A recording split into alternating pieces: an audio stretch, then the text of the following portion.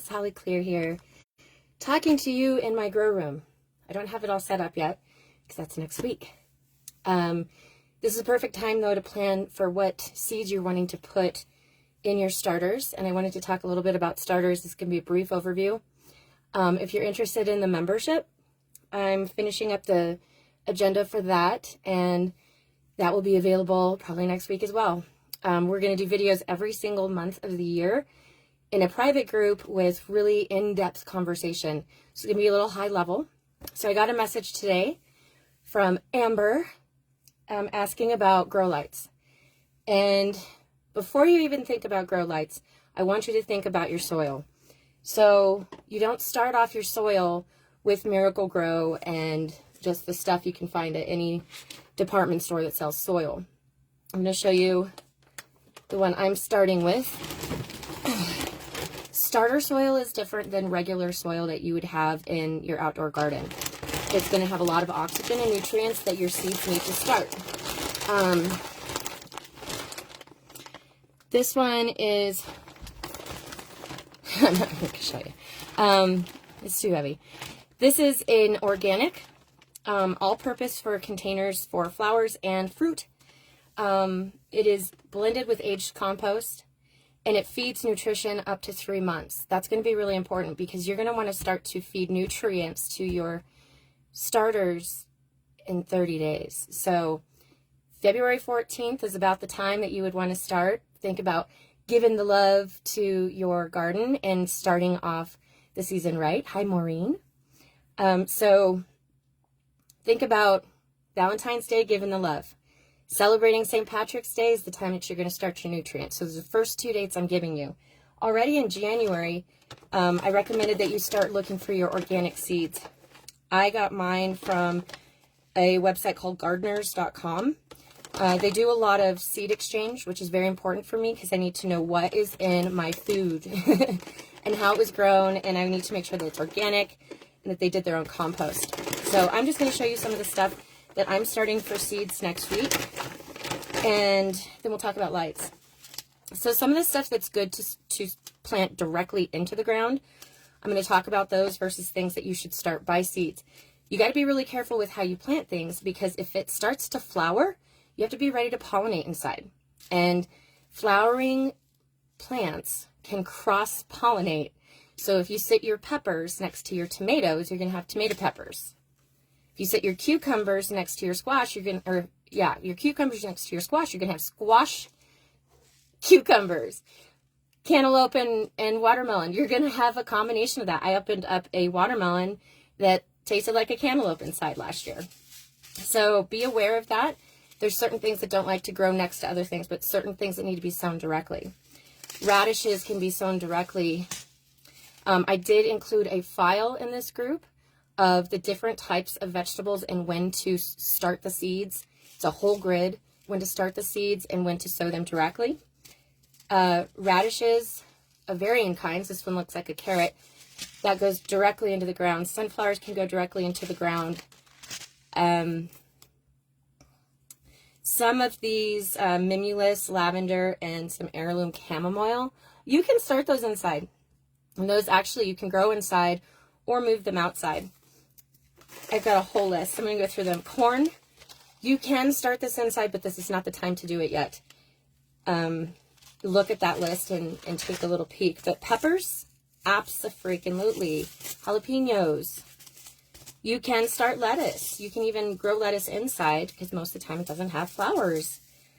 Turnips, outside directly. Carrots, or you wait until, later in April. Onions, I would get those started now. Cabbage can start now. Dill can start anytime. You'll definitely want to. Watermelon is tricky when it's transplanted. So that one, I would make sure that you plant it in a big enough pot so you don't have to transplant it many times, because many times cause much damage, and it also causes acclimation timing. So you can start these, but just wait a little bit. Eggplants, that's fine to start. Collards, you can start those right now. Beets. All right, so I'm going to tell you a story. So some of you know about my grandpa Bill. He raised me to love the garden, and he had me help him with all the starters and move things out and everything and harvest and all that jazz. So the best rule of thumb when you plant any seeds is it's the rule of 3. One for the birds, one for the birds, one for the worms, one for me. All right, with that rule of thumb though, when you talk beets, there's many, many seeds in each cluster for beets. So don't do 3 or else you're going to have a really weird shaped beet. 1 is more than enough in each hole for that. And you can start that now or wait about a month or so. Parsley, coriander, cilantro, basil, you can start those all right now. There's more corn. Tomatoes. Does not matter to me what size your tomatoes are. You need to make sure that you can start those early because they are going to need some warmth. They are going to need some time to grow so you can get the best harvest possible. Pumpkins. You can totally do those directly. I would start those. You could start those now. Kooks. Cucumbers. Ooh, there's so many different pretty ones. Oh, there's some more basil. Kooks. Start those now. Corn, lettuce. We've talked about that. All sorts of lettuce. Beans. These get sown in directly. And you can actually do beans multiple times in the year. They don't thrive in the heat. So you're going to have an early spring harvest, and then you're going to have a fall harvest if you replant. So save some of your beans, dry them out, and then plant them again like the end of August. Beans and peas, lots of beans. Cantaloupe, you can start it now inside. Kale, if you eat it, start it. Squash. Some of your flowers, you might want to wait until April to plant those seeds. I'm going to be adding some morning glories and some different herb things that I'm working with my herbologist on for me. So that's the seeds.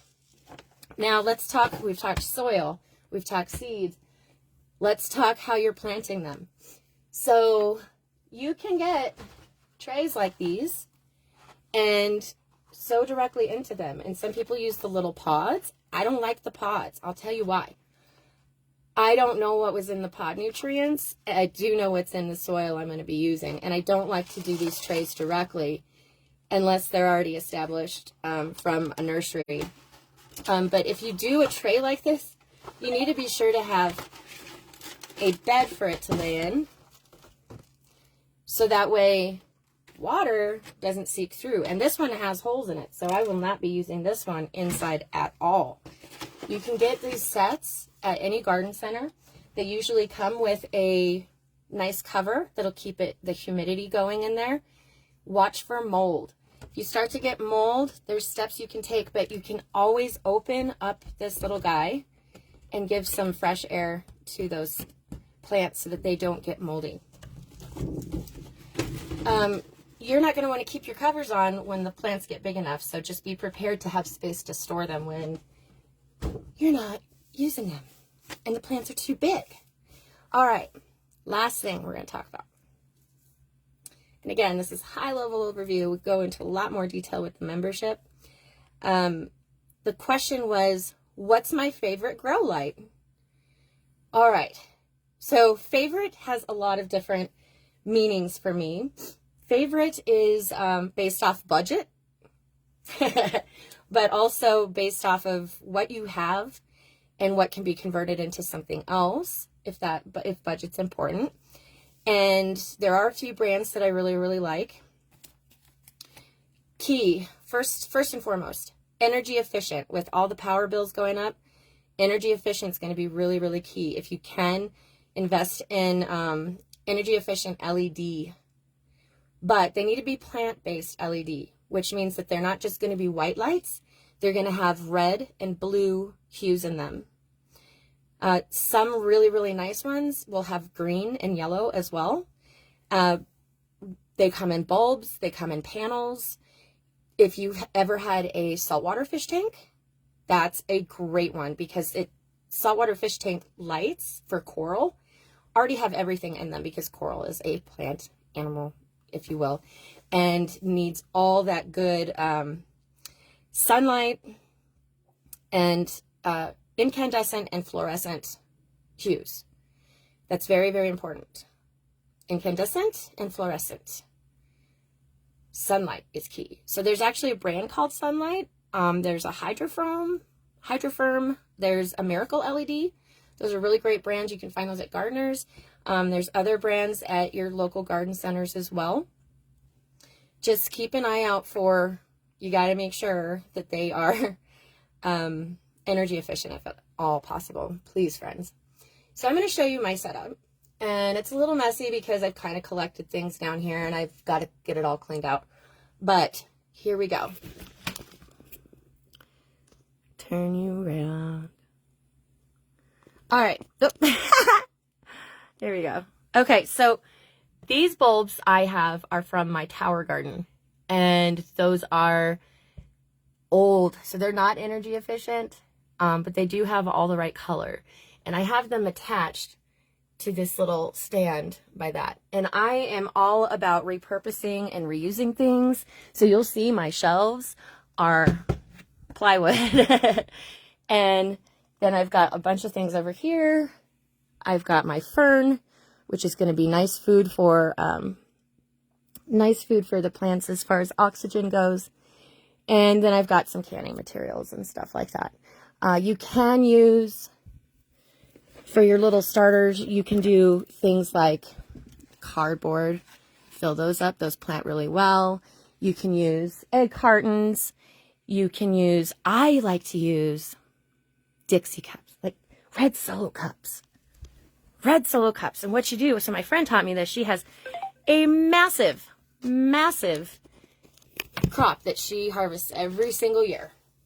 And she plants, gosh, I think last year she planted 2,500 little pots. So what she does is she takes red Solo cups, drills a hole in the bottom.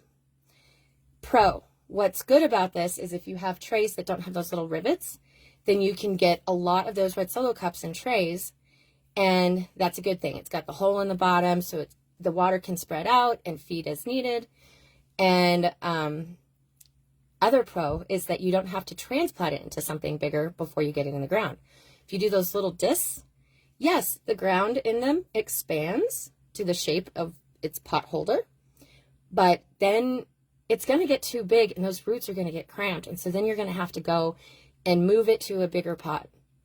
So it's best to start off with a bigger pot than start off with something small. Remember, there's damage every single time it has to acclimate into something new. So start off with something bigger. Red Solo cups are perfect. Fill it all the way up. When you are putting before you put your seeds in, as you're putting your soil in these cups, water it. Water it, because you're going to see all the oxygen in this seeding soil is just going to make everything kind of flow over. So you want to pat it down as much as possible. You're going to get dirty. You're going to get dirty. If you're doing it inside, get a broom, have it with you, but pat it down as much as possible. Then you can use a pencil or your finger to dig a little hole. I actually have, where did it go? They make these things. It's probably underneath this soil bag. Yeah, it is. Okay, so they make these things that you can just toss a bunch of seeds in. It kind of looks like a little syringe, but that digs its hole. And for itty bitty seeds, that's the best way to get those in there. Last but not least, label as you go. If you're doing a red Solo cup, you can just use a Sharpie and write right on it, or you can get little sticks and use those. Be sure to recycle these though, because they're plastic and plastic never goes away. So you can write with pencil on these, but over time it will start to erase itself, and then you're stuck not knowing what you have and planting things next to things that shouldn't be planted next to. So I hope that helps. I hope you have a couple brands. Shop Amazon, shop your local garden center, take a look at the ratings and look at the energy efficient stuff, but make sure that at bare minimum that they are considered grow lights that have red and blue incandescent and fluorescent hues.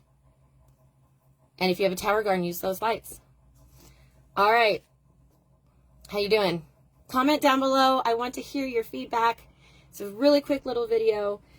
And cheers. I look forward to seeing photos of your planted stuff and your setups next week. So please post in the group. I will do the same. Cheers, friends. Bye.